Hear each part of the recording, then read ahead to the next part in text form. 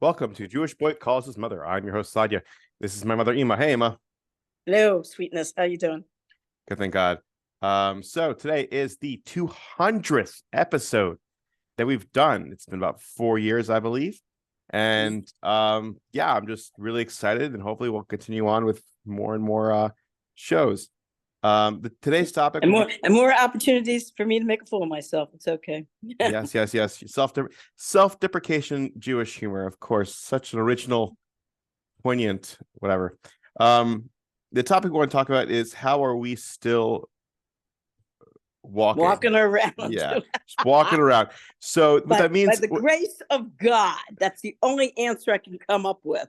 So the real basis of this topic is more or less, what things have you done that like you could have gotten killed, or things could have ended up really badly, but it wasn't, and it just so happened. I was thinking about I was watching actually a documentary about the famous comedian Red Skelton. Yes. Yeah. I remember when I was a kid watching his programs, his shows, they were hysterical. And he did not have an easy life. He had a lot of sadness in his life. And so a reporter asked him one time, how is it that with everything that's happened to you, you are able to keep up your sense of humor so well? He says, I got it from my mother. He says, my mother said, never take life too seriously. None of us lived through it anyway. That's a good advice. So I guess you and I were talking about like the type of diets that my generation had in the 1950s, and your father and I remember, oh my God, everything had sugar on it. I mean, we ate sugar like it was coming out of our ears. We remembered as kids actually putting sugar on sugar frosted flakes. I think more sugar to it. Oh gosh. Yeah, Tony the Tiger. Well, that was something also when I was a kid. There was a lot. I mean, there was more health options. There was like kashi, like it was trying to be healthy. Was there anything like that back in the day, or they didn't even notice that? Well, except maybe oatmeal. Oatmeal was. This was before they came out with the instant oatmeal, which is chock full of sugar. All the maple flavored, little flavors of instant oatmeal that they have now, or they got, it started. I think instant oatmeal came out during, I think, the 80s, 90s, something like that. But when I was a kid, you had real oatmeal, and I remember I was raised where, for some reason, we never put sugar on oatmeal. We ate our oat. My mother made it pretty much, boiling water, putting in the oatmeal. And I remember my parents used to buy half and half a lot. Half milk, half cream. Yeah. And I remember my father drowning his oatmeal in the half and half. And as I got older and prepared my own food, and I still enjoy eating oatmeal like this, I would put, margarine or butter on it and a little bit of salt. And now, of course, I try to keep away from margarine and butter, and I use more olive. I put olive oil on it and a little salt. And I never knew that so many people put sugar on oatmeal until when I was in the dormitory at Machon Chana. We had a cleaning lady who would come in after breakfast, and of course, she would come in and she would eat breakfast there before she started her work. And whenever the cook made oatmeal for breakfast, I would see this lady. I think she was from Jamaica, and right away she would put sugar on the oatmeal, and that surprised me because I never knew that people could or would put sugar on oatmeal. I remember that when I was a kid, also we didn't have sunblock. We had sun tanning oil or sun tanning lotion, Coppertone sun tanning lotion, but not. It was supposed to help you tan, but not sunblock per se. That came out a little later, and I remember, of course, that my family being more of a olive complexioned background, Ukrainian background. That little bottle of copper tone suntan lotion sat on the shelf and sat and sat and sat for years. It finally expired. My older sister's is lighter than I am, so she used it. I remember one time for a joke, we used to tan out in the backyard. Put on our bathing suits and put mats out and just a change lounge and just lay down in the sun just to tan. And I never used any of that stuff on myself. Never had to. But I remember my older sister, excuse me, for a joke, taking the suntan lotion, and she was really like splashing it over herself, and then for a joke, pretending like she was drinking it after splashing it like every which way. I had a couple friends though who played a joke on me at our swim club. I was a sun worshiper, and during the summertime, don't ask the hours I spent tanning in the sun. I mean, I hope and pray that I don't get, God forbid, any kind of melanoma, anything from that now as I'm older. But I was laying in the sun, tanning myself. My eyes were closed. I'm laying down, and all of a sudden, I feel all this suntan lotion all of a sudden being splashed on me and rubbed on me. And I get up real fast, and these two friends on either side of me for a joke took copper tone suntan lotion and splashed it all over me. And I thought it was a funny joke. I wasn't offended at all by it. I thought it was pretty funny. And the three of us were just sitting there and laughing and laughing. It's cute. Did you and your friends ever do that to other groups of your friends? Do you like join in on a prank as well? Prank. Let me think. Like something mischievous with you and your friends. Like you got together and you I don't know. You entertain me. You gotta give me some idea. I'm trying to. I told you about that prank about the card game. What card game prank? That we raided. No. At Mandel Ballows. No, you did not tell me about this. What's going on? I'm thinking it must have been way back when we first started our podcast, but I'll retell it for those people who are new listeners. When I was a teenager, during the summer months, whole groups of us would just get together and walk all up and down Reisterstown Road. The Hilltop was called the area, and Hilltop, there was a restaurant called Mandel Ballows. This restaurant had a social room in the basement, and we would go to this Mandel, Ballows, and hey, getaway cat. Sometimes we would get there and order a soda, order something light or inexpensive. Well, also Mandel Ballows used to put these pickles and olives and they were called sours. Used to put dishes of them out on the table like that. And you walked into the restaurant. Excuse me, cat. You walked into the restaurant, and that's what you saw on the table. So sometimes we would go to the restaurant, and I was walking, start to grab the pickles and stuff them in our mouths. Steal, petty stealing, petty thievery. Petty thievery. Yeah. Then one time, this was a summer night where a whole bunch of teenagers of us were just hanging around and walking up and down Reisterstown Road, the Hilltop area, and talking. And somebody runs over and says, "Hey, there's a card game in the basement at Mandel Ballows going on. Let's raid it." So it's like a whole bunch of us said, "Okay, sounds like a great idea." And we walk into the restaurant. We very quietly walk down the steps. And I was not kind of like in the middle of the crowd. I wasn't in the front. I was kind of in the middle of the whole mosh pit. And I hear somebody yell, "Banzai!" And I see the doors to the social area like burst open. And I see these cards fly up in the air. I hear all this change go over the floor.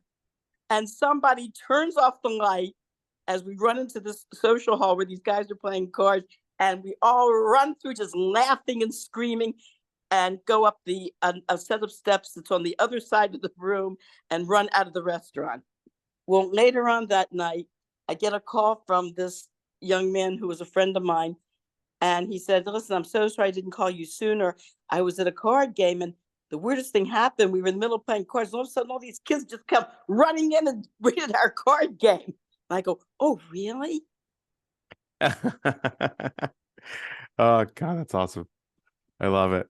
The only other pranks we played, I'm trying to think what other pranks we played. The only other pranks we played was telephone pranks, because there oh was yeah, no yeah. We've talked about that. we talked about that once. There was no caller ID Yeah, in those days, so you could play a telephone prank and get away with it. yeah. Like, is your refrigerator running? Well, one telephone prank I saw some kid do was they pretended to be from a radio station. Oh gosh. And they called this person. They said, "Hi, we're from W whatever, and we're having a quiz tonight. We're going to ask you a question, and if you know the answer, you win like I don't know, $20, $25, $100, whatever." So the guy answered the question. The guy says, "Congratulations, you won." And the guy, "Oh boy, that's wonderful." He hangs up. Oh God, that's terrible. That's really, really terrible. Oh God. Why are we laughing about stuff that we did that was so nasty? Talk about being a piece of shit. Oh God.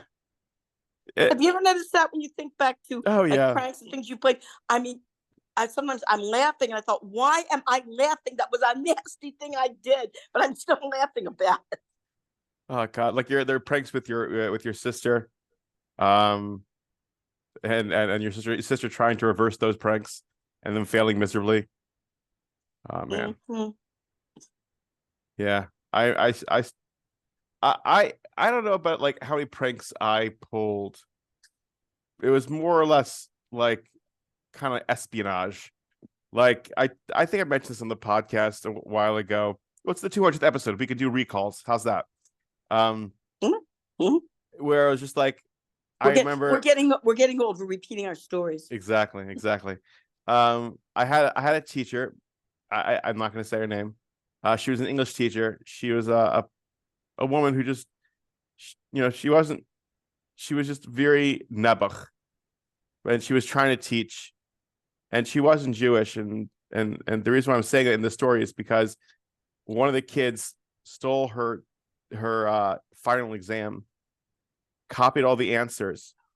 There were multiple choice, put them all on the chalkboard in Hebrew, and then she wasn't there for the final exam, and the substitute came in, and we're like, "Oh, our rabbi doesn't want us to erase the board. It's very important for the morning, for the classes." So he's like, "Okay, whatever," and we just like copied it, aced her exam, and just let it be. So that was a little piece of espionage. I gotta admit that was a good one. Oh yeah. Try to there think. was I had this one Hebrew school was a couple of funny things. I had a Hebrew school class once, and I didn't realize there were some other classes. This was like the first day, and there were some other, I didn't realize that there were some other classes in the building that had a different schedule. So I'm teaching, and the Hebrew class I was teaching was supposed to go to 12. Well, there was some other program that ended at 11:30, and the bell rang, and I see kids in the hall, and I go, is class over? And they go, yeah, class is over. And they all go running out the door. And I look around, and I say, wait a minute, I see the people in our section still, having class. So I walk out, and they're on the playground, and they're climbing the tree, and there's swings. They go, "Hi, Mrs. Angster." And I come out, and I thought, if I get angry and discipline them, you know what I mean? I've lost the class for the year. So I came out, and I laughed. I said, I've got to admit that this was really fun. I said, this was funny, guys. This was the best. This is one of the best ones I've seen. Okay, everybody in the room, come on, let's go back. And they all came back to the room, sat down, and I cracked up laughing. I said, that was really good. I've got to hand it to you. That was really good. And then I said, it's okay. Let's open up our books page, and then we just I went on teaching. How was that? How did that class go? Like, how did that? Very well, very really? well. Yeah. In fact, there was this one kid. He was one of these like cool leather bomber jacket guys with one of these weird haircuts, and I could tell he was the type that had the potential to be really on the edge, really chutzpahdik. But I treated him like a human being. I treated him nicely, and he would read Hebrew very well. I complimented him, and there was one time I think he was testing me or whatever. He was just in the mood, and he said something nasty to me. I said to him, "Come on," I said, you're much too nice of a guy to talk to a teacher like that. You know, you're better than this." And he looked at me and goes, "No, you're right. I'm sorry." Yeah. But was that? Oh, I heard. Here's a funny joke I heard about talking about cheating at exams. Yeah. I don't know if I ever taught this joke or not. It was told to me by one of your sister's exes. Okay. Anyway, so this these students are in the lecture hall and they're taking the final exam, and there's a prompter. And the prompter calls time, and everybody comes up and they put their exams on the table. And there's this one student who continues to write. And the prompter says, "I called time." And the student ignores him, continues to write. And the prompter says again, I called time." He says, "If you continue writing, I'm not accepting your paper." And the student ignored him, continued to write. Finally, 10 minutes later, the student gets up and he starts to put his paper on the desk. And the prompter puts his hands on the papers and says, "No, I told you 10 minutes ago it was time. I'm not accepting your paper." So the student says to him, "Oh, come on, don't you know who I am?" And the prompter looks at him and goes, No, I don't know you at all. Who are you?" He goes, "You mean to tell me you don't know who I am?" He goes, "No, I don't." And in the meantime, the prompter now takes his hand off the paper, papers. He's curious. And he goes, "Look," he said, "look at me. You don't know me?" He goes, "No." "You don't know my name?" "No, not at all." "Are you sure you don't know me?" The prompter says, "No, I don't know you." He goes, "That's nice." And he shoves his paper into the middle of the papers and runs away. No, I've heard that before. I heard that before. Yes. But I'm curious enough to know. Like, I've only heard that around Jewish people. Have given that joke. I haven't heard it from anyone else. So I noticed, because I noticed when I was younger that, like, I spoke a way of, like, English, so to speak, where it would just be like different ways of saying something, like saying I learnt something. Yeah. No, Or it would be like, I noticed also something that, actually, what you said, learned, I have actually seen that printed in some of the Jewish storybook, Learnt. I've actually seen that. that's what I'm saying. Like, there's different. Yeah. Another phrase I noticed that it's a lot in the Jewish community, and not as far as I know anywhere else, is saying "okay, fine." Okay, fine. I think, doesn't anybody say that? Okay, fine. Is that Not the particularly way. Jewish? No, it's the way it's being said. It would be like, if I tell you something straightforward, simple, and say, "You got it?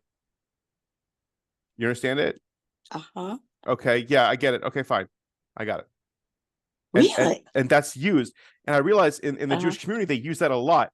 And when I was in school at HBCU, I was using that terminology, and my professor was like, "Please don't say that. That's very rude." Because you said, okay, fine. Yeah, it's How is very that discerning. rude? It's discerning. How, It's how is discerning that discerning?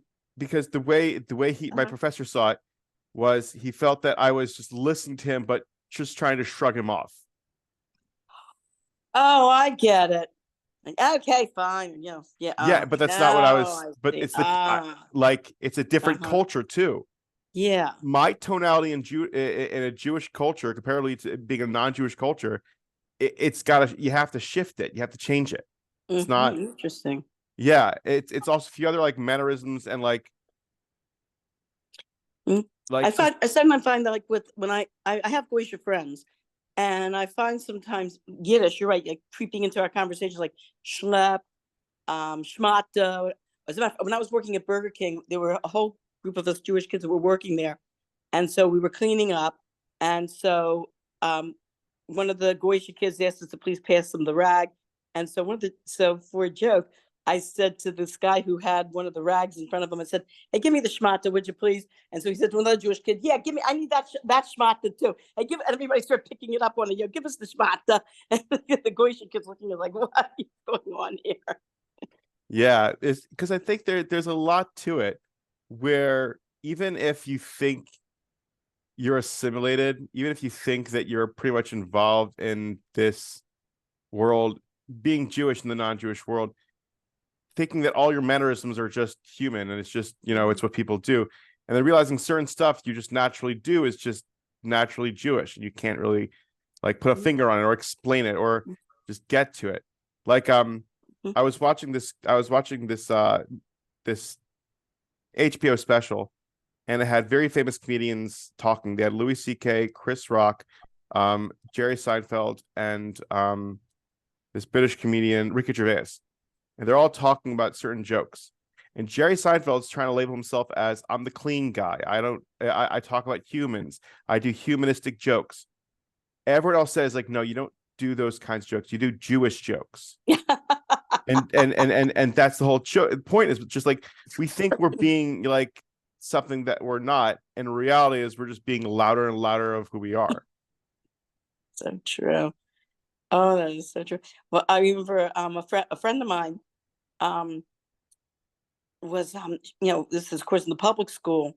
I think she was like in 4th or 5th grade, and the teacher, who was not Jewish, walked over to her because she was talking a lot, and this non-Jewish teacher grabbed her hands and held her hands and looked at her and said, she says, it says, I knew, since you're Jewish, she said something to this effect, since you're Jewish, I knew if I grabbed your hands, you wouldn't be able to talk. That's really cute. That's really, then really when cute. I was in 6th grade, our 6th grade kids for the most part were Jewish, and there was this one of the vice principal came in, and she was talking to our class about, evidently they were having some disciplinary problems with our class, particularly with some of the boys in our class. Of course. And so she asked this Jewish boy a question or something about his behavior, and he said yes. And she says to him, "Yes, ma'am." And being the husband the kid he was, he says to her, "Oh, only the goyim talk like that." Oh God. Oh, I remember God. I remember the same boy, when he was getting a little rambunctious. Yeah. Our 6th grade teacher, because it was a woman, said to him, "You better start behaving, or I'm going to call your father." And you know what he did?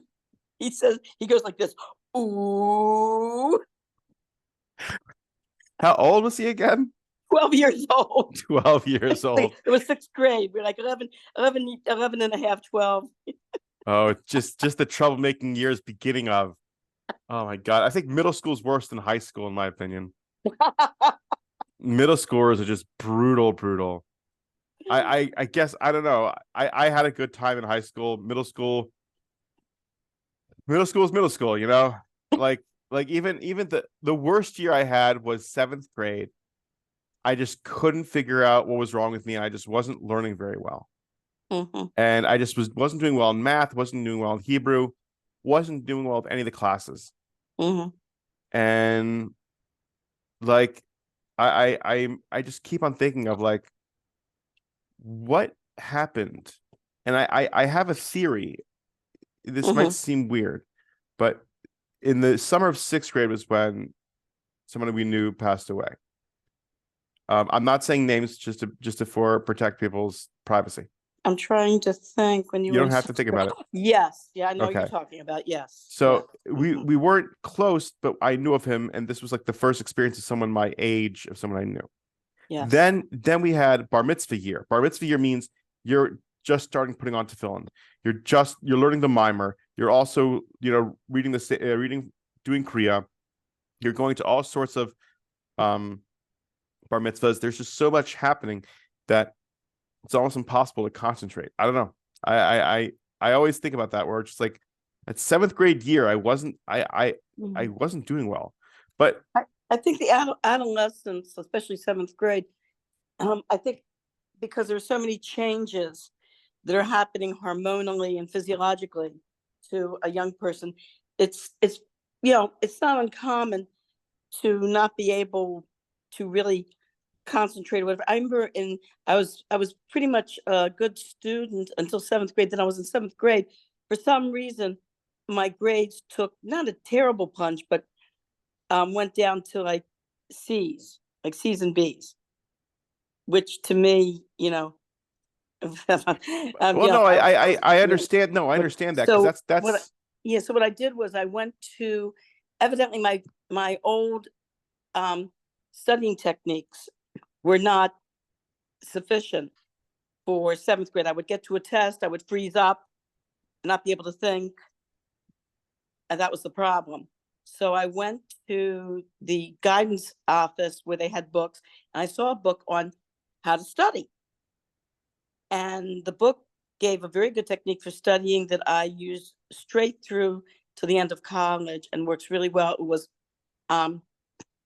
it said, first of all, the best time to study, and one of my teachers said this too, told this to the class also. She always said, the best time to study is every night as soon as you get home. Don't wait till the night before the test. That night you get home, you study the material we covered in class that day. And if you do that every single night, by the time you get to the test, all you'll need is a nice like refresher. So this book recommended that you read like part of the material, like maybe a sentence from the material, from the whole material that you're studying. Take one sentence at a time, read it, say it out loud, then write it down.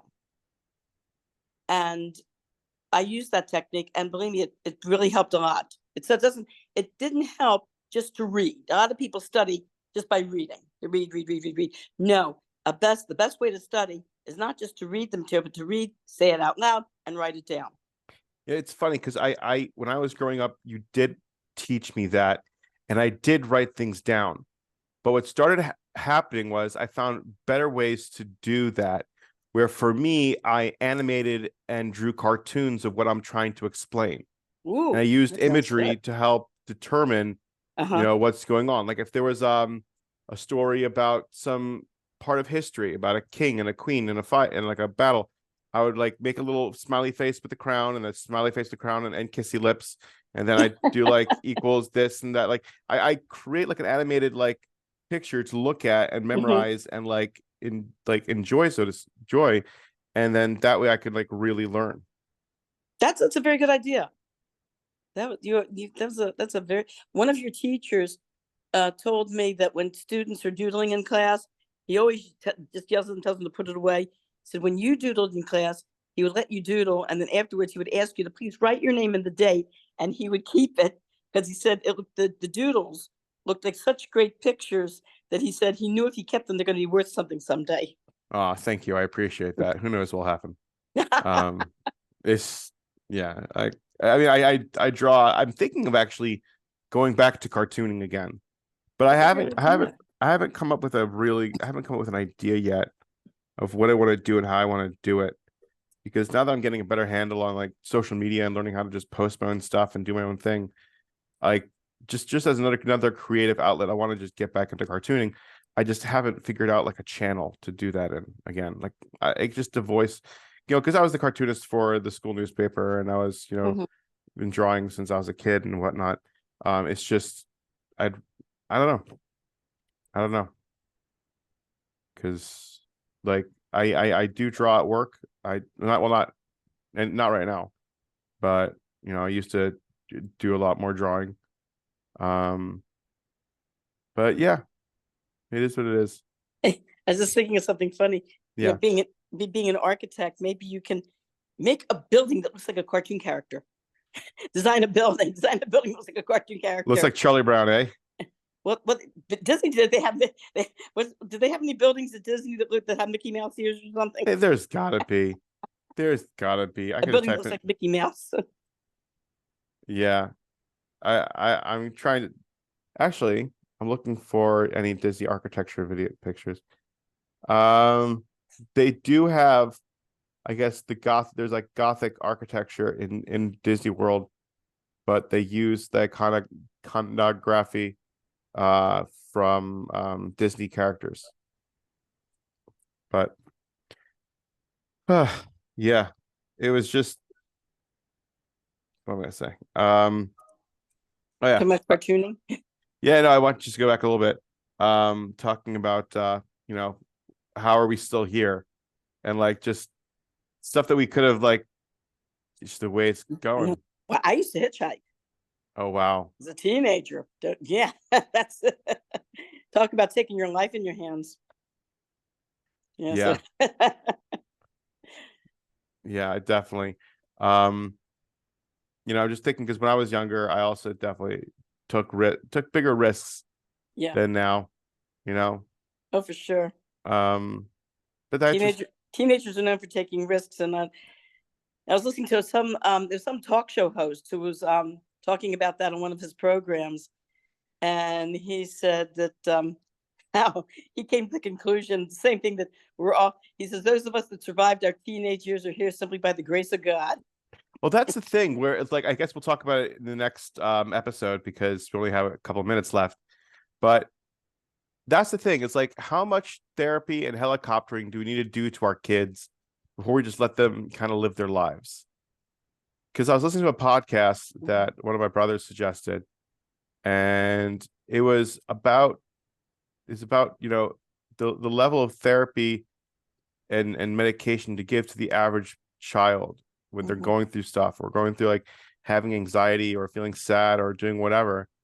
And it also talked about how they're using too many technical terms nowadays, that everything seems to be more focused on, you didn't have a bad day, you had a traumatic day, things like that, like more dramatic, more like, Mm, in my opinion, over the top, because you're constantly talking about and dwelling on it.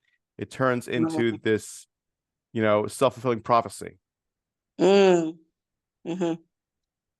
As we're making in other words, we have to do a certain amount of like self toughening.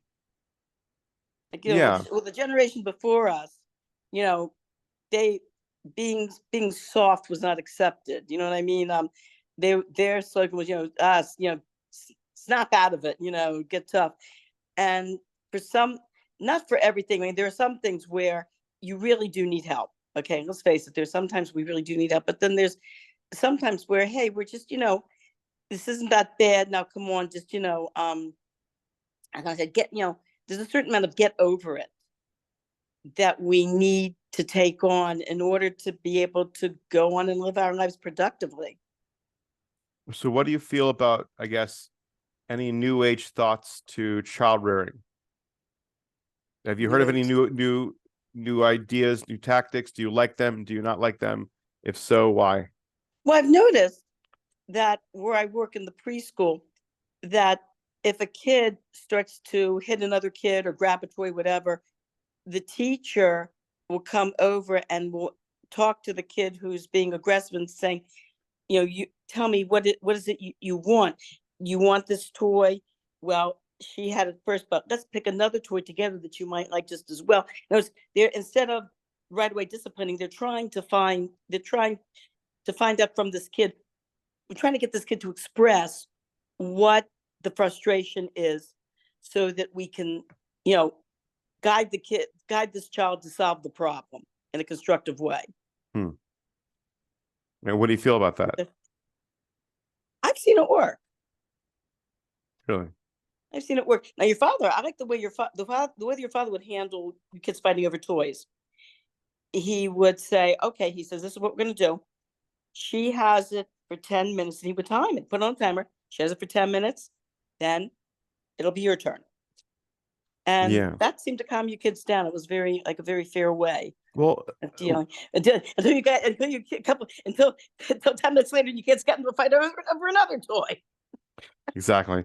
But I think I wanted to talk about the I guess the way disciplining a child so they understand what they did wrong and don't do it again instead of getting resentful and angry. I think that's always a hard line to walk on, where you're just trying to figure out, this is my limit, this is your limit. What can we do to make this work? Did you ever have that with raising the kids, like obviously changing your methods and finding Oh, other for like sure. That truths? parenting is like any other job.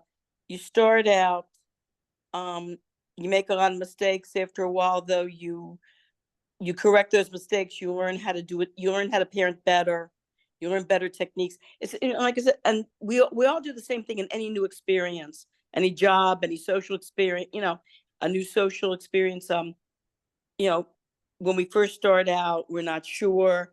We try to rely on maybe past behaviors, which may or may not work. And then after a while, we see what works, we see what doesn't, we see, what, we're, as human beings, we are in a constant state of self-improvement. That's what our life is all about. None of us are ever stagnant. We're always looking to improve, always looking to do better, and parenting also. Rabbi Gordon said something interesting about the idea about Moshe hitting the rock at first, and then Hashem telling him later on, at the second time getting water, to talk to the rock. And Rabbi Gordon said this is a lesson in child rearing. When a child is little, sometimes they just need a potch.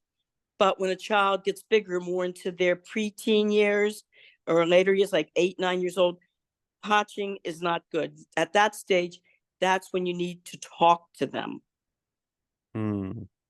So I guess, did you do that kind of method of talking to your children, or was it always a reactionary discipline? Eventually it was when you, by the time you came along, Tati and I, our techniques were, were less, we're more, how can I say it? We're more gentle. With your older brothers and sisters, your father and I, basically, most people start out disciplining their kids the way they were disciplined. Tati and I were both potched a lot. And when Etty and Connie were little, we gave them an occasional potch on the tush. And then as, time went on, we said, hey, this is not a good way to discipline the kids. And that's when eventually I started to set up behavior charts in the kitchen. You have a good day, I give you a check, you get so many checks, then I take you to I give you $1 and I take you to my favorite store. Dollar store. The dollar store, so you can pick out a toy. Nice. It's $1.05 technically. I think now it's $1.25 because of extra taxes. It's not really a dollar store, but whatever. What's it they say with the 5 and 10 when I was a kid was 5 and 10 cents. The 5 and 10 today is $5 and $10. Well, there is a place called Five Below, which is anything in the store is $5 or less.